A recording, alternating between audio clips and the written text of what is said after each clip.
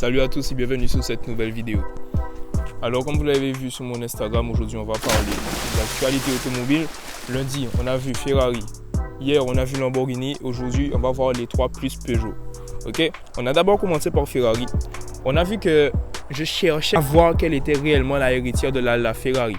Parce que dans la lignée, on va dire, de la F40, de la F50, de la Enzo et de la Ferrari, il n'y avait pas réellement de remplaçante. On a eu la SF90, mais je me suis dit non, ça ne pouvait pas être quand même une remplaçante pour la Ferrari. Parce que bon, mais il faut voir que la SF90, certes, a un moteur hybride, mais un V8 hybride, je me suis dit que ce n'était pas assez noble pour être réellement la remplaçante de la Ferrari. Il faut savoir que même si la SF90 fait 1001 chevaux et qu'elle est magnifique, je pense que c'est juste une autre gamme encore à part, peut-être une gamme avant celle de la Ferrari.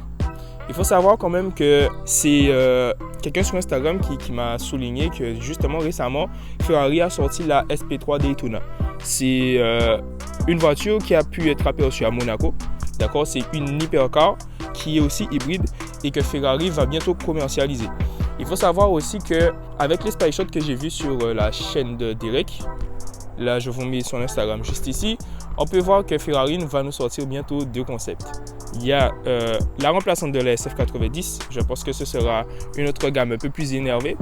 Et il y a aussi, je dirais, potentiellement la remplaçante de la Ferrari. On voit qu'elle est beaucoup plus agressive avec des entrées d'air un peu grossières. Bon, pour l'instant, elle est encore camouflée, donc on ne peut pas réellement voir à quoi ressemble la voiture. Mais je pense qu'ils vont quand même faire du sale. Ils vont quand même mettre un moteur de plus de 1200 chevaux sur cette voiture, minimum. Je me demande quand même aussi, est-ce qu'il y aura encore une nouvelle trinité de hypercar? On a pu voir qu'à l'époque, il y avait la McLaren P1, la Porsche 918 Spider, ainsi que la Ferrari. Je me demande si Porsche va vouloir aussi répliquer avec une remplaçante potentielle pour la 918, voire une remplaçante aussi chez McLaren pour la P1.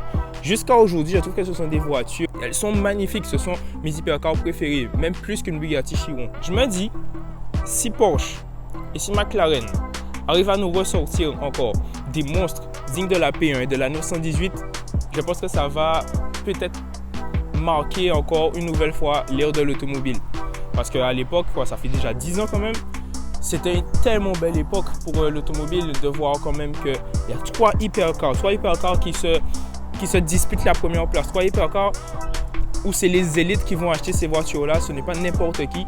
J'ai besoin de voir quelle sera la suite. On peut voir aussi chez Lamborghini la potentielle remplaçante de la Aventador. Elle va se nommer Revuelto. Elle aura un moteur V12, le V12 qui est là depuis la Countach.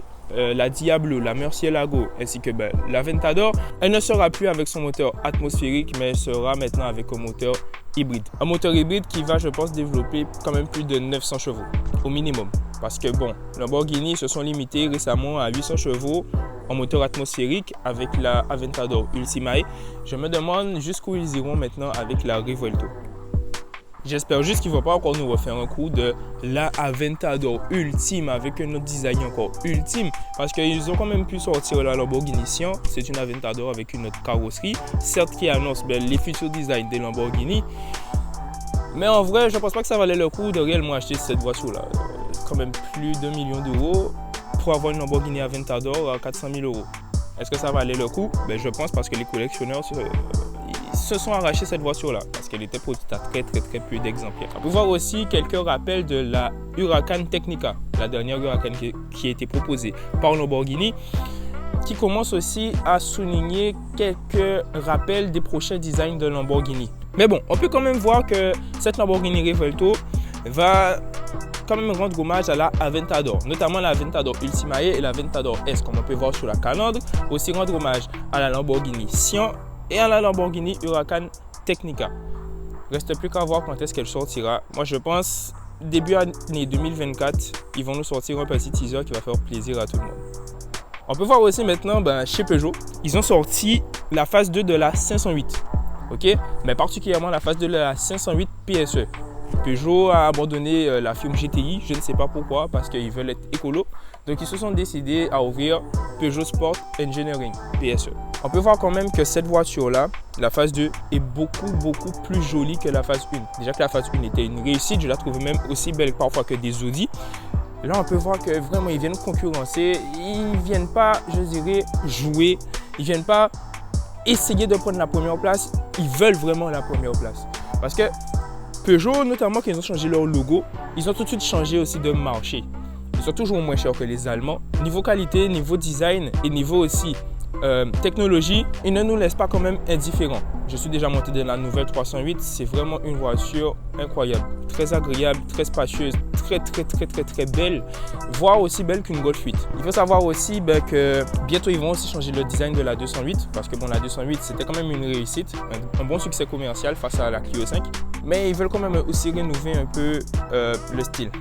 Je me demande aussi bientôt quelle sera la prochaine sportive, notamment la 308. La 308, ils n'ont pas encore fait de version PSE malheureusement, je ne sais pas pourquoi. Renault aussi, de leur côté, ils ont sorti la nouvelle Mégane, mais elle ressemble plus à une Renault Capture qu'autre chose, la Renault Mégane E-Tech. Je pense qu'on l'a déjà vu sur les routes, vous les avez déjà vus depuis quelques mois. Ils ont quand même sorti cette année une dernière édition de la Mégane 4RS. Elle n'est pas plus puissante, en fait elle n'a rien en plus, c'est juste une Mégane 4RS qui va s'appeler peut-être Finale Édition. En tout cas, vous me direz ce que vous en pensez dans les commentaires. Je vous remercie aussi pour le retour de la dernière vidéo sur la Nissan GT-R. C'est une vidéo qui m'a beaucoup plu et qui vous a aussi beaucoup aidé à ce que vous m'avez dit, que ce soit sur le plan mindset, que ce soit aussi sur vos ambitions personnelles. En tout cas, c'est tout pour moi. N'hésitez pas à lâcher un like, à vous abonner, à activer la petite cloche pour quand je sors une nouvelle vidéo. On se dit à la prochaine. Moi c'est Samuel, que Dieu vous bénisse.